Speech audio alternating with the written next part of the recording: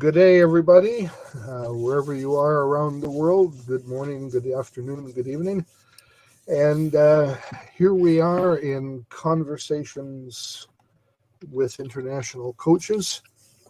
And my goodness, it's 23rd of November, Thanksgiving here in the U.S. Yeah. And it's a bright, sunny day. We were just comparing temperatures around the world. And glad to be here. It's just another get together, and we are talking today about encouragement. So I encourage everyone to introduce themselves, and we'll go with Gerald first today. Let us know who you are, where you're from, and what you do, Gerald. Hi, everyone. My name is Gerald Alexander. I'm here in Scotland, and basically, I just like to give people a sense of direction. And people really are just wandering about, like without any focus or purpose in what they're doing. And I like to just give them a wee wake up call and ask them, "What you doing with your life?" Yeah, that's something that we're kind of all asking each other and ourselves. It's important to know where we're going. Thank you. Cass. Hi, I'm Cass J. Henry. I am in Ontario, Canada. And as a holistic life mentor, I'm interested in the bigger picture of what makes you you, the mind, the body, the spirit. I work with clients when they're feeling stuck and they're looking to overcome self doubt and manifest their dreams. I'm here to give that new, different perspective. And I work both in person and virtually. So if it sounds like something you've listened to us here and get a good feel, then reach out. I'm on catastrophe.com. I love that name, Catastrophe. Yeah, me too. Yeah, awesome. Shelly Ann. Hi, good morning. Good morning. It's midday for me. And good afternoon, good evening, good night, wherever you are. I'm Shelly Ann Edwards Barron, a gratitude guide and habit coach from Trinidad and Tobago. I help people identify and establish keystone habits that lead them to successfully achieving their goals, all starting with that keystone habit of gratitude. So I work with professionals who feel like they're not making progress. So they have their goals, they have their targets, they have their objectives, but somehow it's a little difficult to get started or they're not able to build the momentum to continue, and I show them how to say it right by making language and self-talk empowering, by and how to say it loud by making gratitude tangible and active, and how to say it always by establishing a daily habit of gratitude. So I call this the gratitude strategy, and that's like a foundation for building other habits. So we begin with the gratitude strategy, build the gratitude habit, and then we add on the other habits that would help the client get to where they want to be. So if you're listening and you're thinking, that sounds interesting, then you can reach out to me on LinkedIn or Facebook and let me know. We can have a conversation and I'll let you know how I can help you get to where you want to be. Thank you. That's awesome. And my name is Stephen B. Henry. My friends call me Steve, and you can too. I'm a multi niche creative, a digital content creator, online presence consultant, business success guide, and personal development mentor. I work with those wanting to start or expand an online presence. I help them to get unstuck in their business and personal lives and move forward on their own journey of success. I'm a Canadian expat currently living in the US, and you can find me at stephenbhenry.com. And with that, we're going to get into our topic for the day. And I encourage everyone to get comfortable. We've got an hour of chit chat going on here to explore the concept of encouragement. It's an interesting topic. It's something that as coaches we all do. We encourage our clients, regardless of what our tack or approach is. on coaching, on working with our clients. Along the way, we have to encourage them. We also have to encourage ourselves, or hopefully, have a study buddy or a coach of our own that can encourage us. These days, um, as Gerald mentioned in his introduction, people need to have a sense of direction. And to get them on that path, what I call their journey of success, takes encouragement. These are tough times. This, what we're calling the new normal, this normal after the stress of COVID, isn't normal at all. It has, great effects, negative effects on all of us. There's a lot of study going on, and new syndromes are being identified and named that have come after the stress and the suppression of the pandemic. We're not out of the woods yet entirely, and we are finding ourselves in emotional states that require uplifting, that require encouragement. And I think that this is a good topic for us to be covering. There's so many, so many of us, and I include myself in that we feel down, we feel depressed, and getting some encouragement, some excitement back in our life is a necessary thing. It's part of the human spirit. Could I just jump in there, Steve? Like in what you're saying, I thought that was excellent what you said. It's all really evolved from COVID, like nobody and needing a sense of direction, because everything is so complex. When we're coming out after lockdown, what are we coming out to? And there's that fear. It's enhanced the fear because we're so unfamiliar with what's going on. And then we've got to break it back down to remembering that we're all individuals, and what do we each one of us want?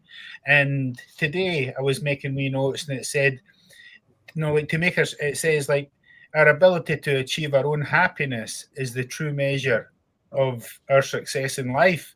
So what do we do for that? Like if we're combining happiness with success, it's like then once again, what is it that we really, really want? We've got to dig for that. It sounds like a simple question, but when I said at the beginning there is, what are you doing with your life? It seems as though a lot of people don't really think about that question, because they'll say, well, I guess I just want to be happy. And I'll say, well, what will make you happy? And they don't know the answer. Now, if you don't have that target, how can you hit it? So I'm thinking like what we can do to pick ourselves up and encourage ourselves as well as other people. Do what is required to have what you want. Because you hear people saying you can be, do, and have what you want. So I kind of built a wee circle earlier. Do what is required to have what you want, and the great reward is you become and continually you're more confident because you like yourself, because you're achieving, you're doing, you're encouraging yourself to do the things as opposed to just sit and hope, and get a wee bit of courage, get up and get out there. Like as we've spoke many times before, get up off that curb and just start moving. Start doing. So when people say like the have, be, and do, I think it's like do something, and the have and the be is part of the process. I know you like that word, Steve. So Yeah, I'd say in an age where it's easy to get lost in the shuffle, that genuine, heartfelt compliment or encouragement or some true statement can actually have a tangible impact on someone much more than you ever think. You can reach out to someone and encourage them, and that can be the thing that they need to achieve their next goal, or to even start their next goal, because you don't necessarily know where people are at. Yeah, I think that's an important point because we don't know where people are when we're kind and we are compassionate in our interactions with them. Just those everyday interactions can be points of encouragement. So, when we going into an establishment and somebody is coming out, we hold the door open and we say, "Hi, good day. Hope you have a good day." And, when they open the door for us, we say, "Thank you. That's kind of you." And we make those kinds of statements. Sometimes we might think, okay, that's just in passing and it's pleasantries, but we don't know where people are. And we don't know if that one single act of kindness and compassion can make a huge difference in encouraging them. It Yeah, is. it's about, Oh, go ahead. I was just going to say that makes me think of the term pay it forward, right? Yeah. You have that moment where somebody's made you feel good, and the next thing you want to do is make other people feel good, and you hope that spreads exponentially. I had a mentor, and I encourage any coaches that are listening, especially, I encourage you to get mentors or coaches of your own. It makes such a difference in the work you do and the outreach that you can accomplish. A good coach is worth their weight in gold. But I had a mentor who shared a story with me that um, he was going out, and every time he kind of met a person when he was going about his business, they said, "Oh, are you feeling okay? You're not looking too good today." And he was feeling fine. He went out, feeling great. But they kept asking, "Are you feeling okay? You're looking a little off." And it was bringing him down. He was starting not to feel okay, and he'd look in the mirror and, am I doing all right here? And as the day went on, and then he realized, just kind of figured it out after a while, he just bought a new jacket, and it was a sports coat that he liked. He looked at, he liked the color. It was kind of a mustard color, and the coat, the jacket color, was making his face look kind of off color, and the jacket with the light reflecting on it was setting his face color to be kind of mustard color, and people looked at him. You look a little yellow. You don't feel, you're feeling okay. And it was his jacket. He was feeling fine, but he'd been brought down that day just by people, even obviously, caring a little bit to ask after him, but nonetheless, that continual situation actually affected his feelings. And then he spoke about another time where he went out, and he had a different jacket on, and people said, "Hey, you look really good today." And that just made him feel good. He lifted him up, and people around, "That's a sharp jacket. You look fine. You look great." And so that little difference, even though both cases were caring about him, one brought him down and the other lifted him up. And that's what you just said, Cass, the little things you can do in encouragement, and the idea, Shelley Ann, of holding a door for a person. It doesn't take us any major effort as we're coming out of a building to step a little bit to the side and hold the door for the person that's waiting to go in, instead of just brushing by them and away we go. Those little things really, really matter to each of us. And sometimes we don't even realize how much it matters at all. And sometimes it's not until later, when we look back on our day, that we see it. But it's little things that add up into the overall picture. Yeah. I was going to say that I don't have the statistics in front of me, but they've actually done research, and they say words can heal. That mental and physical ailments can bring us down, like that jacket that made him feel mustard, right? So you're having a really bad day, and when you're able to hear something positive and encouraging, that it can actually have effect on your mental health, on your physical ability to move forward and engage with your day. So I mean, just the idea that these kind, compassionate encouragement words can actually help heal. And I think it's what I heard, couple of things. So three things I wanted to mention. The One of the things you said, Steve, was that in both cases, are you okay? And hey, you look good today in both cases, the person making the comment was noticing something and participating in the guy's life, and they're inquiring. They would like to know how he is because they're concerned.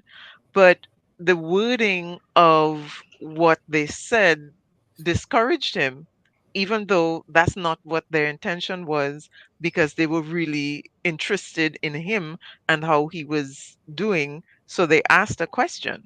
But to say, "You don't look so well today. Are you okay?" is very different from saying, "Hi, how are you doing today?" Even if there is an inquisition. Yeah, that's not the word that I really want to go for, but I hope you guys know what I mean. Um, but the idea is that the wording, and sometimes we inadvertently say things and do things even without fully understanding the impact, just those little words. And they approached it looking at I guess, what we consider is wrong versus what we're looking at and being curious in a more positive way. There's that subtle difference. And the other thing that came up for me had to do with how coaches and mentors interact with clients during sessions. And when you mentioned that, how are you doing and asking those questions, it reminded me of experiences that I've had and comments that I have had from parents when I do the tutoring with the kids.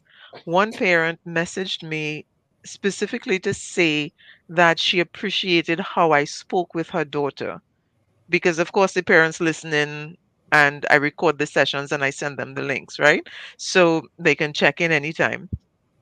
And I was a little confused at first, but then she explained, when I start my sessions, I always ask the kids, how they're doing, what is happening at school, give me an update on their writing, give me an update on their comprehension classes, what are their teachers telling them, what is going on with them in their practice. And then class is set for a certain time, and coming down to the end of the time, I never rush the kids because I have an awareness of the time and I have a clock, so I'm aware that time is coming to an end. So I start to gradually, step down and end the session, because when you get to the end of a session, it's very abrupt and it feels really jarring to say, "Okay, that's it, the time is up, we're done." It feels Yeah. really jarring. so so what I do is that I'm aware that the time is coming to an end, and I always give a little 10 minutes extra for, when the kids always have something they want to tell me before we go. So I wind it up, and I start winding it up at a certain point so that we can end at the allocated time. And if we go over 5 minutes or 10 minutes, that's fine. And she mentioned that specifically because she has dealt with other teachers who, oops, it's time for us to end. I know we're in the middle of something, but the time is up, so we'll have to finish that next time. And so that difference was really jarring to her and to her daughter. And I'm thinking, in a situation with me and my clients, I do the same thing. So the end of the session doesn't feel like, okay, my time is up. You've paid, the time you've paid for is done. So we have to come back when, you can pay for some more. It shifts the focus of the entire session when you do things like that. So I feel like that is part of encouragement and encouraging clients to do what they've discussed in the session, because they feel like we're interested in them and their progress, as opposed to keeping to a paid time. That's really great. The way you made me think of the way that you sandwich something when you want to ask for a change, or you want to set like a boundary with somebody. You sandwich it with those this is the way things are working really well for us. This is a compliment. This is what I like. This is the change that we need. And then you sandwich the end of it with, and this is also really good and encouragement. So like you start off with that conversation and you end with a conversation. And I Yes. think that that is a really soft way to interact with people. And I think that a lot of people need that right now, as Gerald and Steve touched on, with the way the world is, having those ramping up and ramping down of before and after that information that we're sharing. Mm-hmm. So I think encouragement can be, a softer place to land. Yeah, yeah. That's it exactly. And the idea that we are interacting with our clients as people, not as, an appointment, nameless, not as, a paycheck, and not as a task to be checked off. We're interacting with them as people, and just that um, softness, as you said, in the interaction, acknowledging and seeing them as people is, as you said, sometimes that's what some people need to feel encouraged to do what they would like to do, that they are seen, they are heard, they matter. In getting the encouragement in place, we need engagement, and Yeah. that's the key to it. And people will feel a sense of urgency. And as you mentioned, Shelley Ann, with the student or the child, um, when they've got something to share at the end, and it may even be something that they brought in with them to the session from their outside life, or it may be something that came out of the session, but they have something at the end that they held on to it because they knew it wasn't part of what was going on, and they are going, they start to share it, and then you run out of time. If you cut them off and say, well, we're going to do that next week, the urgency is lost, and the student may not even think about or remember what they were talking about a week earlier. And or it may not be important to them. The feelings have changed, and the interaction has changed, the engagement has changed, and it's no longer, of consequence. But when you allow that out at the time, when you encourage them to share with you, there's so much more power in it as you're working together at that moment. And encouragement is such a powerful tool for bringing out the that feeling, that sense of urgency that's there.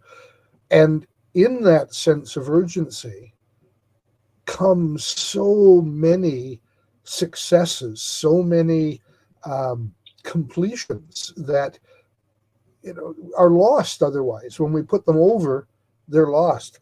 And we know we've got time, we've got we've got limits on our time. I try never to book appointments back to back, so that the ending time of one is the beginning time of another, and I'm sort of forced into making those decisions immediately. I would rather have the flexibility to go overtime and deal with issues. For me, when I'm working with people, so much comes out at the end that we're sharing, we're engaged. If we've solved problems together during the session, then just that solving of the problems frees up the client to be feeling and thinking and processing into new areas. And it's often very, very hard to say, well, okay, we'll pick up on all of those things next time. Sometimes you have to touch on them now just because it's now. Powerful. Yeah, absolutely. I totally agree with that. And the thing is, when, just as you said, when that happens, we, I guess, one of the topics that we had spoken about was trust. And I feel like that also, with the encouragement, includes trust, and it allows the clients to trust us more because, again, they see that we are paying attention to them and not just trying to check things off. Okay, yes, I helped you with this and I helped you with that and this problem. Okay, next time we'll do this. they're not a checklist. They're a human being who, you know, things don't always go according to plan, and that's okay sometimes. Yeah, it's about Absolutely. caring. We need to care about our clients as coaches, and I'm speaking to the coaches that are watching us, and I'm speaking to the clients who sometimes feel that they're not being uh, brought into the fold, that the coach is simply following a formula, and it's more than that. There's a lot of coaches that are coaches because they think it's a good idea. It's something they kind of feel good about doing, but they haven't done their homework. They haven't learned their craft, and that's important.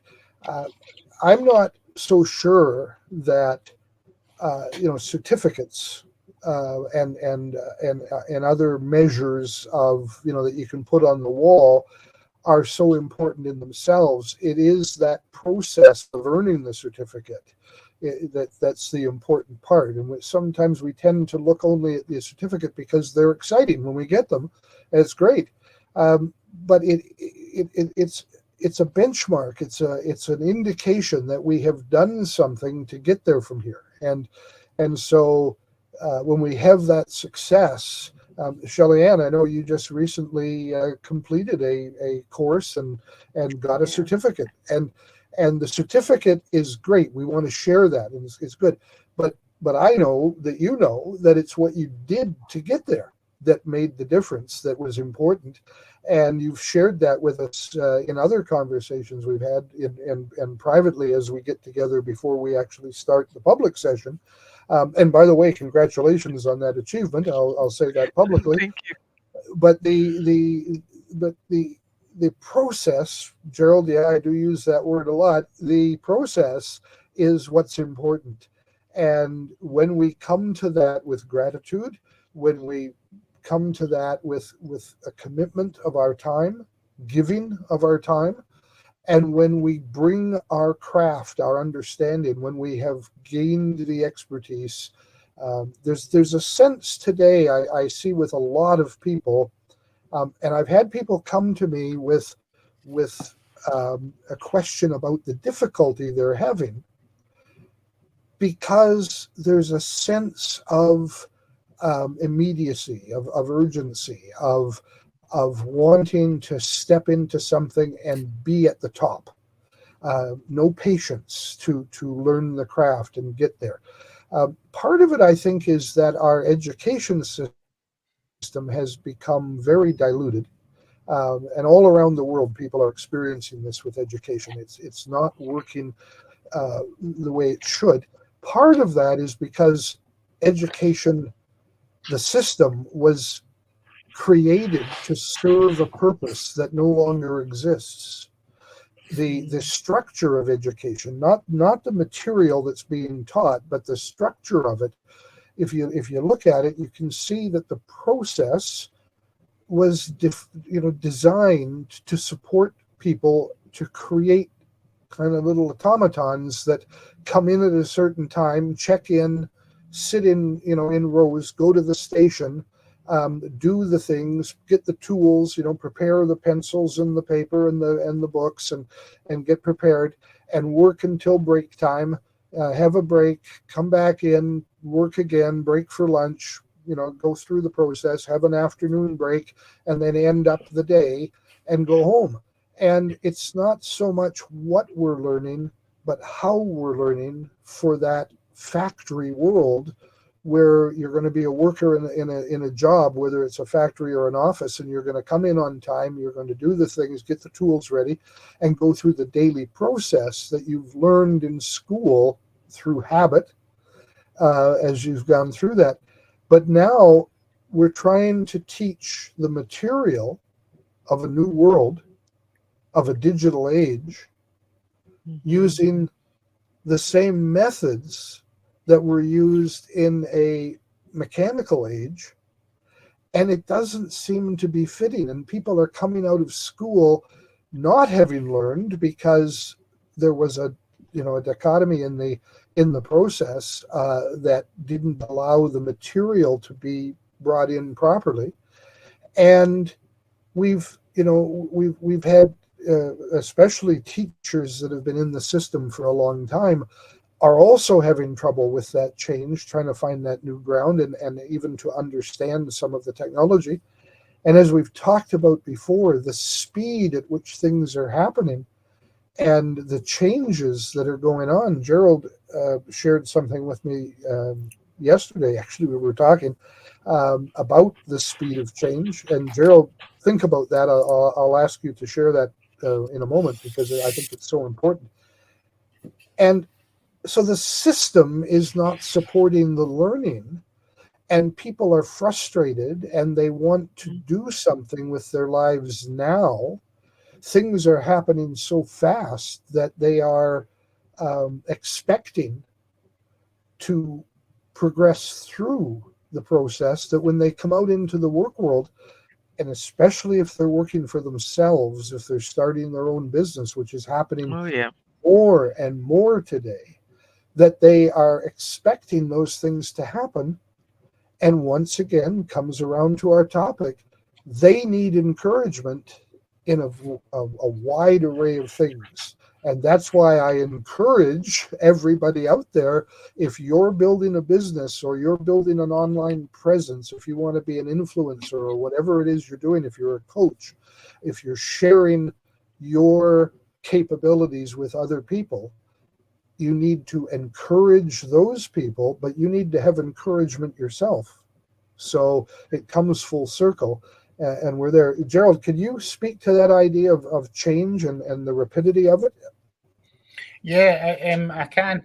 I mean, funny enough, it's wrapping, it's pulling together the notes I was taking.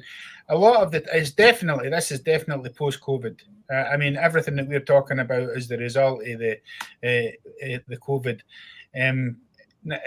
Post-traumatic COVID really is what we're talking about. I think that's what it is. We're all in the It same was a worldwide collective trauma.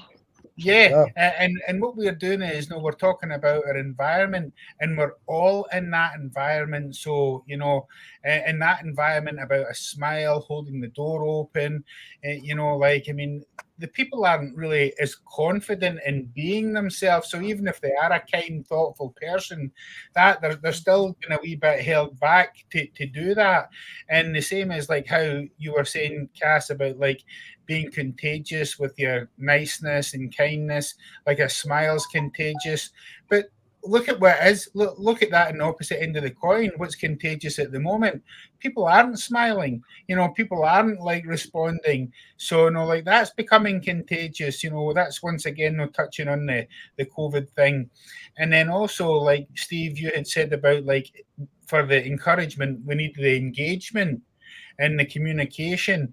And so basically motivation is bringing out from within. So it's getting that person to be themselves, because, and then you touched also on the certification and how we need even ourselves, to be knowing ourselves and having the confidence, because that's a big word that's missing and everything else. Sorry, I'm just going on and try to compress everything, the notes I was taking. But like in a way, do we really need, when you're talking about how coaches, mentors, guides today don't need this certification, is that like for other people's approval, or is that just how things used to be? Like, oh, you need a certification to do this. And then the point that Steve wanted me to touch on from yesterday was, when we're talking about the change in the environment and how complex it is, let me throw this into you to let you realize how quickly that change and how complex it is. 80% of our environment, the things that we see and do all round about us, will be new in 5 years' time. 80% of everything there'll be a new one of it, a new version of it. So.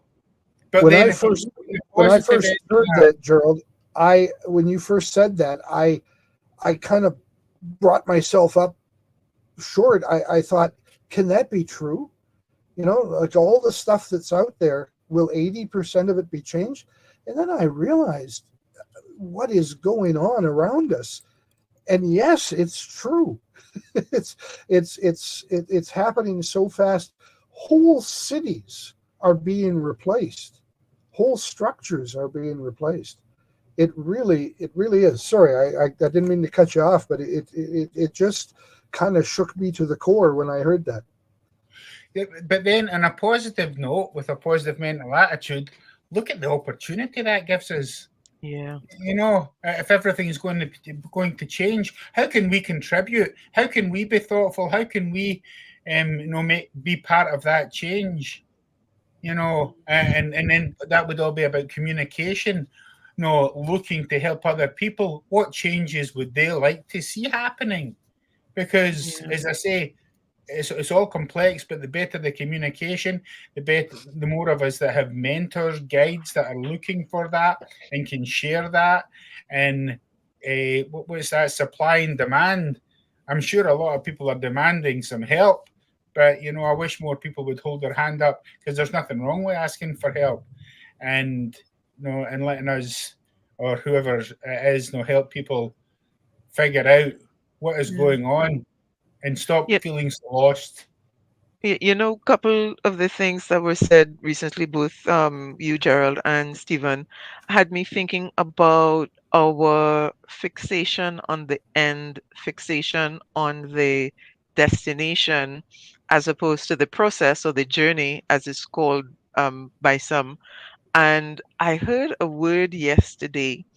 It was the first time I heard it, and so I did a little research on the word, and I think it's been around for quite some time, actually. I think the earliest reference I got was 2010. It was one of those mashup words where you put two words together. The word Portmanteau. is, yeah, and the word is discipline. I'm going to type it and share it on screen because um, when I heard it, I thought, wow, okay. I paused and thought about it a little bit in terms of, okay, what's the significance of discipline? And one of the definitions I got really speaks to what you guys were talking about in terms of the process and not being too fixated on the destination. And I'll read it for you. It says, with discipline, you no longer pursue your goals with grim determination or use fear to motivate you. Instead, there is a joyous energy behind everything you do. You are in the now, and the steps towards your goal are the blissful journey rather than a means to an end. And I think that really encapsulates what you were saying about the process being meaningful.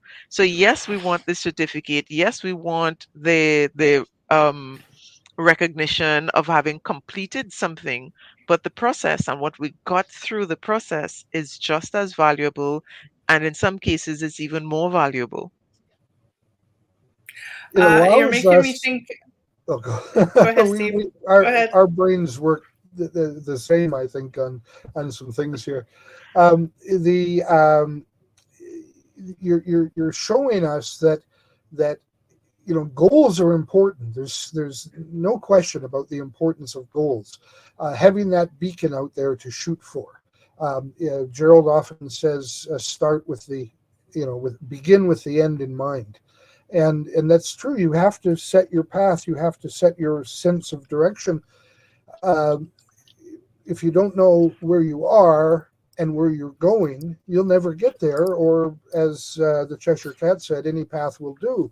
And so you want to have that goal. Those are important, and you want to set that goal in concrete so that you can have it out there as something to shoot for, and not just be wishy-washy. And if it doesn't work, you change the goal. No, you change you as I've often said, set your goal in concrete and draw your plans in the sand, so you can wipe out your plans and set up new plans to get to that goal. But that is just an underscoring of how important the journey is. And we can change our path. We can make detours. We can change our direction to get there from here. And if we think of the world being a sphere, if we know where we are and we know where we're going, we know where we want to be, then we can go any direction and ultimately end up where we want to be. There are shorter paths and there are longer paths and there are more difficult paths, and there are journeys that will take us around beside where we want to go until eventually we work our way over to it. And so we tend to want to take the shortest path. We want to get to that goal. That end point is so important. And sometimes there's a better place. And Cass, you talked about, I believe it was last week, you talked about sometimes you want to go that other route so you can see the daisies in the field beside the road, or you can see the cows, I think you mentioned. Yeah, I remember the cow. Yeah, as you're driving by. And if you take this path, you're not going to see the cows. And so sometimes, so we as coaches, everybody who is a coach of one kind or another, and whether you call it a guide or a mentor or a coach or a consultant or a study buddy or an accountability partner, anybody who is involved in that process of helping someone else can encourage them to sometimes take the scenic route. It's the journey, it's the life that you're living. And that's what COVID, I think, took away from us, was the choice of the route, because we were locked down at home. We were not able to do the things we used to do. We not only weren't on a good path, we couldn't choose any path. And we did it long enough for it to become a habit. And COVID lockdown was a bad habit in most cases. Now, some people actually used it to their advantage, but in most cases, it became a bad habit. And now many people are having trouble coping with all the possibilities that are opening up. And as Gerald said about the change happening so rapidly and in so many things, I mean, it used to be years and years and years that would go by. You know, 8-track tapes were around for a long time, even after cassette tapes came out. Now, cassette tapes ultimately overshadowed. I wonder how many people would know what you're talking about. Well, exactly. But there was a long period of time there. And then we got to, to CDs, and we got to thumb drives, and Cass, you mentioned a thing called a zip drive. Who knows what a zip drive is today? But each of these things, when they, raised their heads into the great scheme of things, they had a shot at it for a while, and it was good. And now we're starting to find that things are changing so rapidly, we can't even experiment with things and make choices. It's so overwhelming. I wanted to jump in here and talk about the Blissipline still. I was going to say that that I think I'm a Blissiplinist. Yeah, me too. I think that it made me think about I love that word. One of the things I really love is playing board games, and I don't care if they're competitive or cooperative. I don't care if I win or lose. And I even don't mind being the one to set up and put away the game. I like games that have lots of moving pieces, and they're difficult to learn, they're difficult to engage with, but they're fun for me. And it really is about all the different parts of the process, all the beginning, the game, the end. I find it almost a feeling of bliss, of zen, to be the one tidying stuff up the way that they belong. And one of my favorite games, Wingspan, I even crocheted little nests to put some of the things in, because it didn't come with good things to put stuff away. So like this whole process of it, it's a package of an event, but it's not. There's no end goal that like I want to be the winner. That's not my goal. The whole piece is my goal, and so having that bliss at every stage of it is something that I look for in many of the things that I do with people. And I know that I cut you off, Gerald. No. No, that was appropriate. Like just what you said there. What was that word for last week?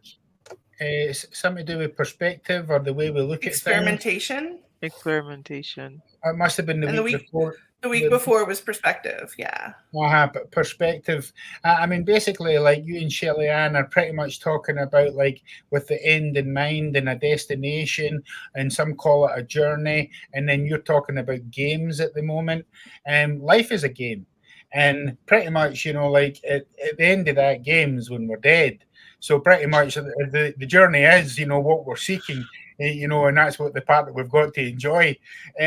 Now, I like that word, and it was quite a good thing because it kind of threw in, especially what you said, Shelly Ann, about the discipline. It's quite an old word. It came out in about 2010. And then it's been around a long time. Hold on. Yesterday was the first day I heard it. Talking about cassettes. So you're thinking that was an old word in 2010? For goodness sake, that just shows you how rapidly things are changing. Yeah. I've never heard that word before. And then also, like the way people are spelling words, never mind new words, they're spelling the words differently, and the meaning of words are different as well. So look at that. Throw all that into the one game. Yeah. Huh? The one game that we get to play every single day when we wake up. And if you think about it that way, if you wake up in the morning and think, wow, I get to play a game today, that's a whole different perspective. And hopefully you'll be in the mood to encourage people and to receive encouragement as you go along playing this game. I love the analogy because it's a game that we put away in the box at the end, isn't it? So it's but I mean, just to like the competition part that you were talking about, and also Shelly Ann, you were talking about like always as if it's the end in mind, and I think that's a different perspective from how we're coming across or how I mean it. Because I was listening since we last spoke about competition is not healthy for the body. And if we want to improve, it's all about being ourselves, being our creative self, and not finding out what somebody else is doing and try to be as good as them by competing with them or better or the same as. It's about being ourselves. I think that competition can be a form of encouragement, but I think it's when you take it too seriously. I think that having fun competition is something that can actually be encouraging. Like, oh, I mean, here's a terrible example. I have physical disabilities and I don't do a lot of walking, but I'm very strong. And my partner has a not a Wii, it's what are they called now? The Nintendo Switch comes with Ring Fit, and he can do all of the jumping and running and all the things that you have to do standing in a spot to do with your whole body, but hands me the Ring Fit and I can do the arm strength ones to a degree that my partner can't even compete with. And so that competition becomes not worth it to them. But when we do things on similar levels, when it's 80 to 100, maybe those are the differences there, then you can get encouraged, like, hey, wait, I can actually make it to that level. That's something that I can try. And that can be a fun competition. I prefer cooperative, though, where you're just encouraging each other to do better and to try again and that type of thing. But I think competition can be fun. But then again, it all depends on the people's attitude, because it could be anything you can do, I can do better, or anything you can do, I can do better. There's two different ways of saying it. And Yeah. like how you said the other day Absolutely. about Yes. words being a picture, Yeah, and then attitude the and tone of approach. how we say those words. Yeah. Send a I different- used two phrases a few moments ago: study buddy or accountability partner. And while I encourage, especially coaches, to get coaches, I encourage everybody to get some form of accountability partner or study buddy that can work with you on what you're doing. And they don't have to be a professional or a coach or somebody that you're paying for that connection. Just somebody you can share with that can give you encouragement back for what you're doing, because so many of us will be excited about what we're doing and we want to share it, so we share it with the people around us. And family members can be the most critical, and they can put you down and, oh, you won't be able to, what makes you think you can do that? You just, it's going to be tough.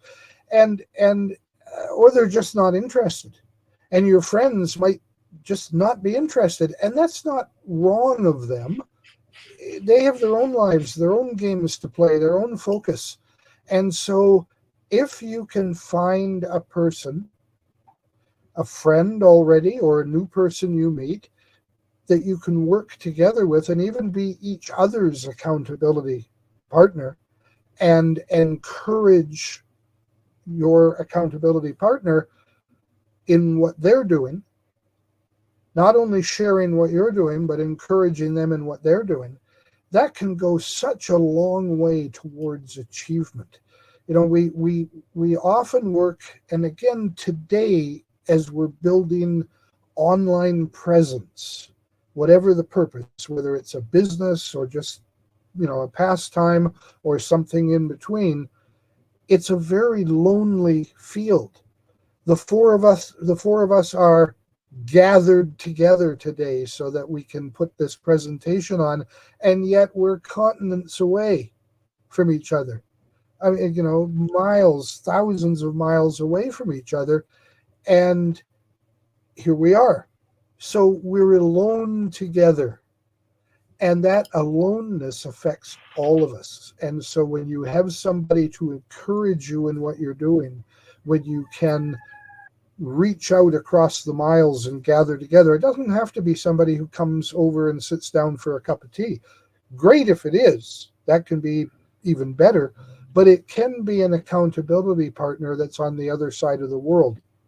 I have a very good friend in Australia who started out as a client, just a beginning client about 18 years ago now. One of my first clients when I started coaching. And he has gone on to excel in what he's doing. I guess I did a fairly good job. And he went on and excelled in what he's doing to the point that he no longer needed a coach, but he's still a client in a small way. He still turns to me for certain things. And we're friends and we work together on accountability outside of the professional relationship, as a friend relationship. And he encourages me on things when we're talking just to talk, and he shares what he's been doing and I share what I've been doing. We're encouraging each other also on those things that we're doing, and I come out of that conversation uplifted. It's Just throw in another word there. Body doubling is Yes. also the same Yeah. idea as accountability buddies. And there's apps out there that you can use. There's websites out there. If you just Google body doubling, and you can find strangers across the world who will sit in like a Zoom-like session with you, and you can do body doubling together on any task. I have a friend who does cleaning, really doesn't enjoy it, and we do a body doubling session every Friday, and I don't necessarily have cleaning to do in that moment, but I have other writing to do in that moment. So we're both doing completely different tasks, we're in completely different places, but we're sharing that time together, and we're encouraging each other by showing up and being there. being there. So powerful. Yeah. So powerful. Yeah. And we have the technology today to makes me think of the $6 million man, which nobody understands either. So, but we have the technology to make it happen today, and it's no longer $6 million technology. I mean, the underpinnings of what we're doing right now is $100 million, billion dollar technology, but we have it at our fingertips for an affordable price. All around the world, people are getting onto the internet and being able. I'm astonished. One of the things that really bothers me, I suppose, or I feel sad about, is the scammers that get online and try to pretend to be somebody else and take advantage of people, try to friend them to take advantage of them. And those suckers will never have as good a feeling or as much money. I mean, very, very few scammers ever make a dime, let alone actually, make a living. And yet they have the technology literally at their fingertips or their thumbs. They all seem to have the ability to have a phone and get online and get into one or the other or several of the social media programs. They're always friending me on Facebook and then asking me to change to WhatsApp or something else. And they've got the technology in their hands to build a global empire, and instead they're blowing it on silly scamming. They need accountability partners. They need encouragement. Well, to be accountable, I'm just noticing that we're down to our last few minutes here, and I'm just wondering if anybody has last words that they'd like to share. I would like to emphasize on that discipline word. Yeah, I love it too. Only in the last few days I was talking to somebody more about the spiritual side, which I would like to find out more about. And basically, he was talking about like an area where it's the deep sleep, and then there's the sleep, and then there's the experience. Like, if you're putting them into different departments, and when we're in the bliss of the deep sleep, that's when nothing's really going on unless we go out and actively look or seek or reach for it. And pretty much that bliss, and that's when we're in bliss, he was saying. And I've not heard that word for a long time. And ironically, funny enough, it's come up today. But he's saying that we're 75% in bliss when we're in that compartment. And the whole practice was when you feel yourself getting down, getting caught up, getting drawn into a thought that's taking you into not a nice place, you're getting onto a slippery slope, just remember to step back into that room. And even the word bliss, what is it like what does that word mean? Bliss. And then even if that takes your focus off that slippery slope and you step off of it and bliss, and then you can get back on with your day. So just having the discipline to periodically remember life's bliss, and then bliss, and then it just takes your concentration away and puts you at peace of mind and back in the moment. Blissipline being a portmanteau of bliss and discipline suggests that we have to be disciplined about our bliss in order to really take advantage of it. It's powerful. And that's, for me, the perfect combination of gratitude and habits. That's blissipline for me. When I heard the word, I had to take a moment of silence because I felt like this is absolutely perfect. That's exactly it.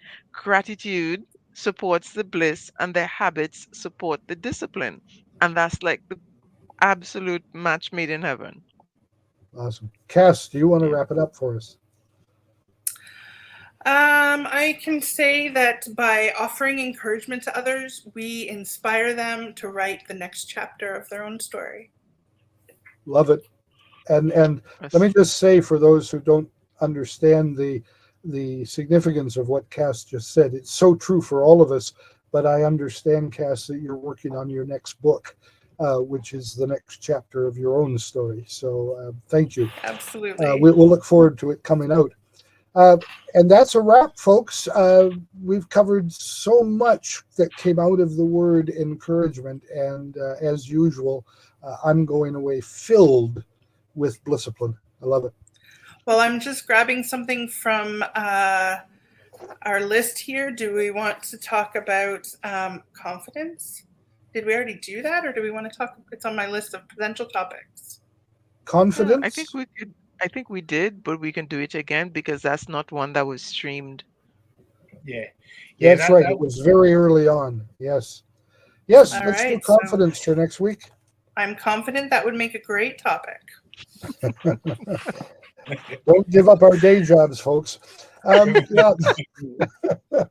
With that, we'll take it away, Shelley Ann.